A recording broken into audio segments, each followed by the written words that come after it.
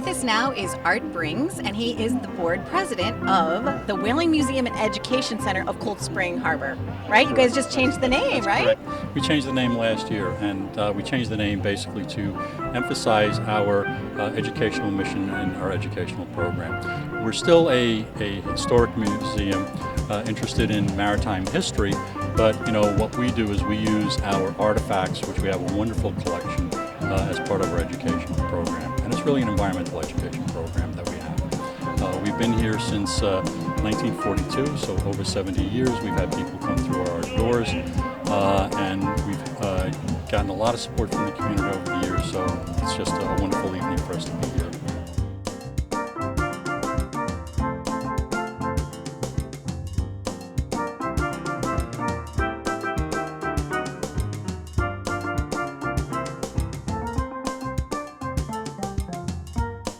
With us now is Greg Kaufman, and he's the honoree for this evening. How are you? I'm great. Aloha.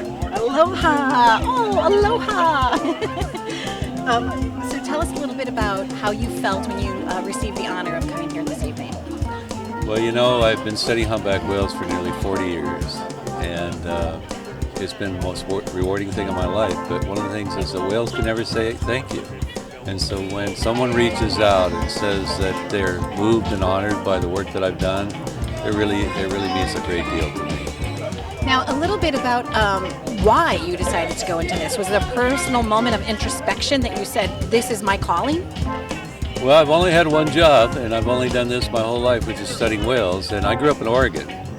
And not near an ocean, right? A little bit. About 50 miles from the ocean. And actually, when I was a kid, I had 5 brothers, and we used to play a game that whoever got to see the ocean first won a milkshake. That kept my mom and dad happy in the car on the way there. And I remember when I was about 4 years old, I saw my first whale. And I remember thinking the whale was this big and the ocean was just this tiny little mud puddle. And from that point on, I was fascinated by these amazing animals. And so as I got older, I decided that I wanted to do something to give back, to make a difference, to really live a purposeful life.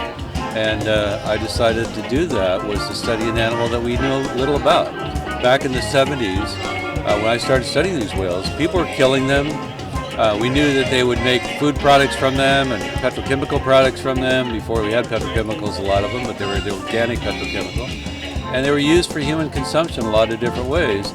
But no one really knew what role they played in the ecosystem. And I was bound and determined to figure that out before they went extinct.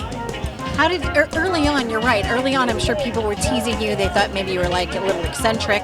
At what point in your journey did some people all of a sudden say, oh my gosh, this guy really knows what he's talking about? Do you remember that moment for you? I remember that moment, it was in 1979. I was in London at the International Whaling Commission. I was representing the King of Tonga as his personal advisor on whales and whaling. I was the youngest person in the room by about 40 or 50 years. And after the International Whaling Commission meeting ended, there was a meeting by the nonprofit groups around the world. And they started talking about what would be the next step to help save the whales. And they were talking about TV ads and placing direct mail campaigns and ads in newspapers, etc. And I said, why don't we study these animals? Why don't we support scientists like myself who could actually take that information and share with the public? I've been swimming with whales for about 5 years at that point. I said, I think that's the answer, is to bring the public into the battle and let the public who has the vote, who can influence politicians, make a difference. And when I finished my impassioned speech, actually the head of what was then the largest environment whale group in the world was Project Jonah. And the fellow spoke up and said, you know what, I can't agree with Greg even more than that, but I got to tell you something I'm really embarrassed to say.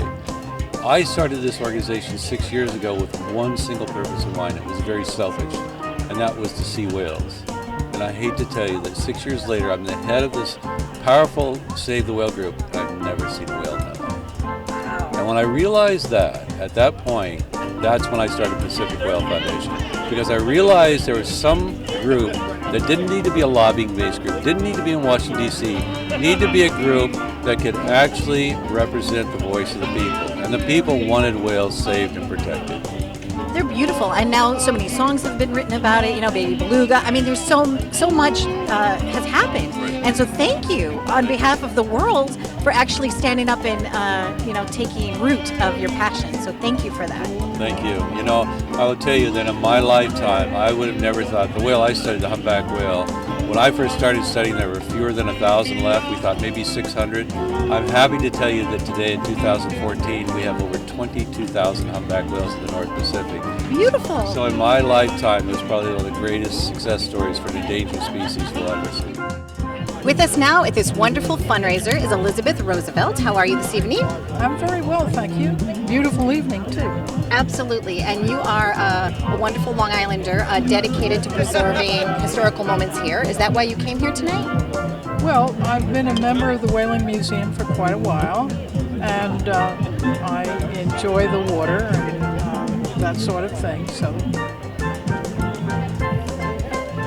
Now, I know that you have a wonderful photography collection of pieces that you have acquired over the years. When did you start taking pictures? Well, I was a high school history teacher, and I've been taking pictures for better than 40 years, I would think.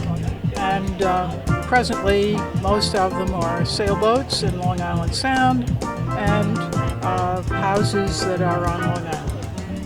And I purchased one of those photos from you, and I loved it. It was like a little playhouse, like a thatched cottage type of look. Yeah, that's at Planting Fields. I volunteer there on Mondays. And your collection now, where could people purchase that? At the Oyster Bay Historical Society, which is at 20 Summit Street in Oyster Bay. Thank you very much, and I appreciate you celebrating tonight's night with us and spending a little time talking to us. It's lovely to see you again. Thank you. With us now tonight is James Laughlin. Welcome to the show. How are you? Good night. And we also got to talk to Yvette a little bit this evening. So thank you so much for hosting this wonderful luau. It's our pleasure to open our house up to the community for a great cause. Now, how did you get a philanthropic heart? When you were a little boy, did you have like somebody that said, hey, it's really nice to do things for others? Well, I think many people that helped to educate me, and my parents, of course, asked us to put our best foot forward and reach out and help others. But, I feel like I've been blessed in my life, and the opportunity to give to others is something that I feel so happy to be able to do. So we do it, and Yvette's a great partner, and she's active in so many worthy causes. I couldn't be more pleased to have the opportunity to do this tonight for the community. Thank you so much. And I know a lot goes into having an event like this, months and months of planning.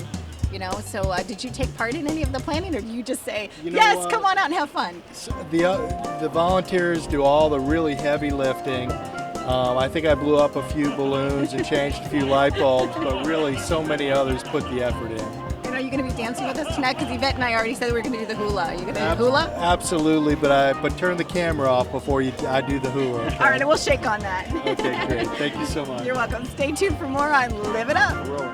With us now is Yvette Laughlin. How are you tonight? Hi, I'm doing great. Thank you for coming. What a beautiful residence you have. Beautiful land, beautiful view, beautiful home. Thank you so much for having this event here. Absolutely. Now, how did you become involved with the Whaling Museum and Education Center? I'm a board member of the Whaling Museum and Education Center, and we were thinking of different ways to raise some money for this wonderful organization that does a lot for the community and is reaching out to the community that doesn't get a chance to come in and enjoy the artifacts that the Whaling Museum has. And so we decided, how can we raise some money? How can we, and have fun at the same time? So I thought, okay, a luau would be great. And so here we are. And you have the perfect weather tonight. Absolutely beautiful. And I heard there's going to be a fire dancer. You have all kinds of great surprises we have some planned. wonderful hula dancers coming in, and we've got the wonderful band, therapy band.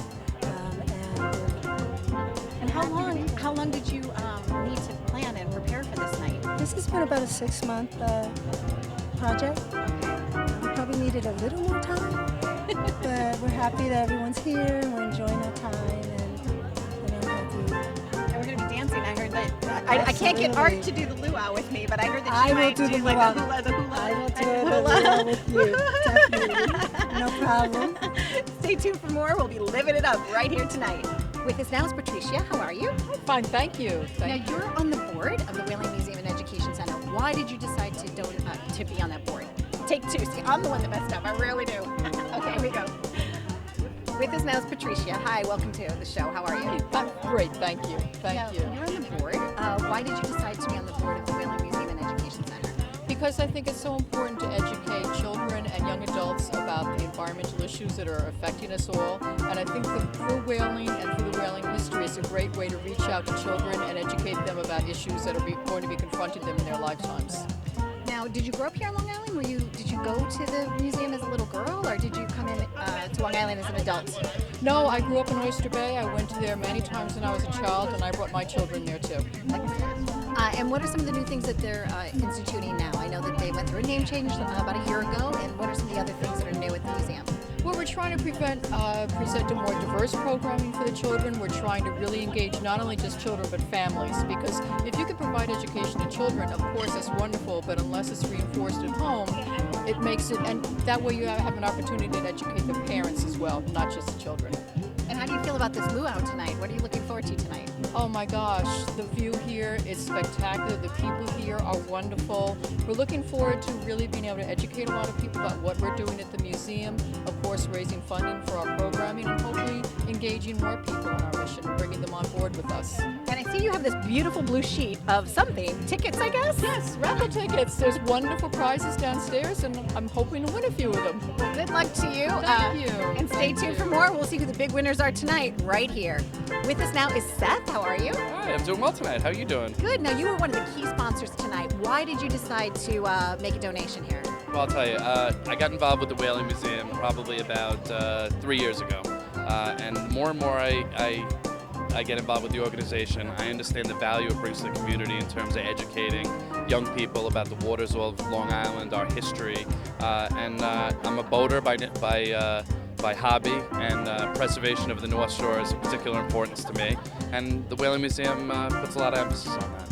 Now, who was it in your life that taught you how to be philanthropic? Was it your parents? Like, was there a moment where you just decided, oh, you know what, I really want to give back to the community? Well, I don't know if philanthropic is the right word. We're one of the sponsors of the organization because we believe in it. We spend a lot of time supporting a number of different organizations. But as a child, yes, we were raised with, my parents gave me a value system that was geared around supporting good causes.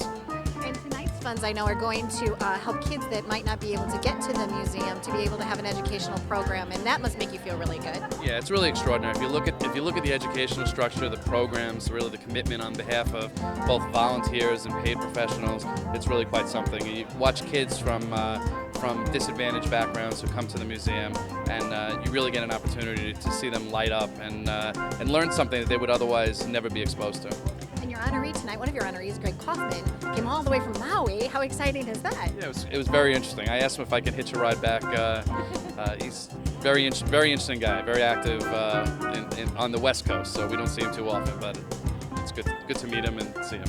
Well, have fun tonight, and I think we're going to have like a fire dancer, a little bit of hula dancing. That should be interesting. Are you going to hula?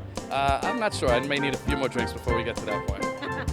Well, stay tuned for more on Live It Up. Maybe we'll do some hula dancing together. Okay, stay tuned.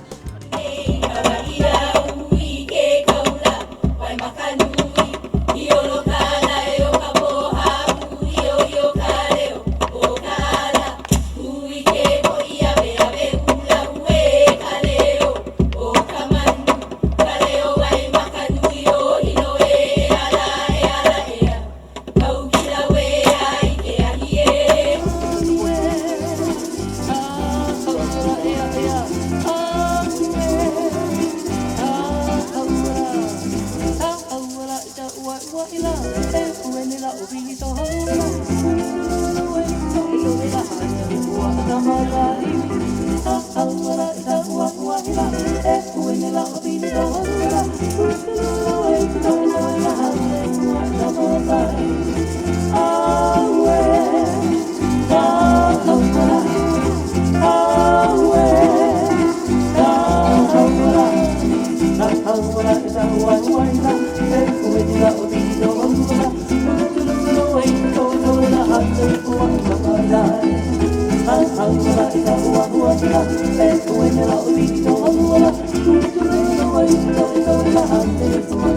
Thank you.